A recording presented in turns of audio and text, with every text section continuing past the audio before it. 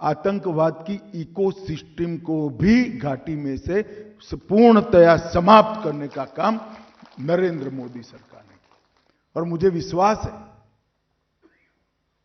कि जो कुछ भी हमें गंवाया है वो हम जल्दी प्राप्त कर देंगे। न केवल भौतिक विकास, कश्मीर की सांस्कृतिक ऊंचाइयों को भी हम बहुत जल्द प्राप्त करेंगे। मुझे आनंद है कि कश्मीर एक प्रकार से फिर से एक बार हमारे भू सांस्कृतिक राष्ट्र भारत का अभिन्न अंग बनकर भारत के साथ ही विकास के रास्ते पर चल पड़ा है।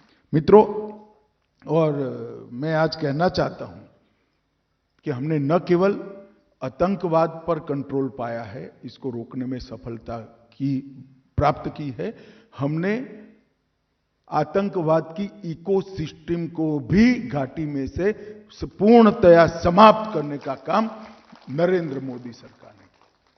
और ये सब इस भूमि के लिए हुआ है, जो भूमि का देश और दुनिया की सभ्यताओं में बहुत बड़ा योगदान है।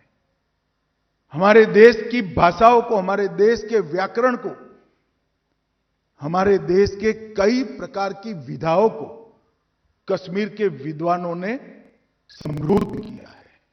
और कुछ चीजें तो ऐसी है, संस्कृत का व्याकरण हो या नाट्य शास्त्र, जिसमें बहुत बड़ा हिस्सा कश्मीर के विद्वानों का रहा है।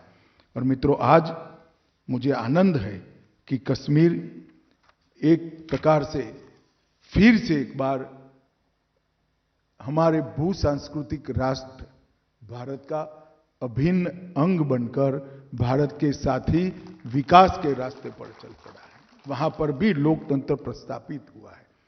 और मुझे विश्वास है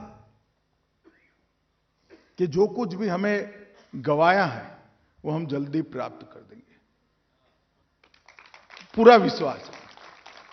न केवल भौतिक विकास, कश्मीर की सांस्कृतिक ऊंचाइयों को भी हम बहुत जल्द प्राप्त करेंगे। आधुनिकता को तो स्वीकारेंगे ही, मगर हमारा चीर पुरातन जो गौरव है उसको भी प्राप्त करेंगे। इतिहास के वो अमर पन्नों को फिर से एक बार सृजित कर जमीन पर उतारने का काम भी कश्मीर की जनता करेगी, इसका मुझे पूरा विश्वास है।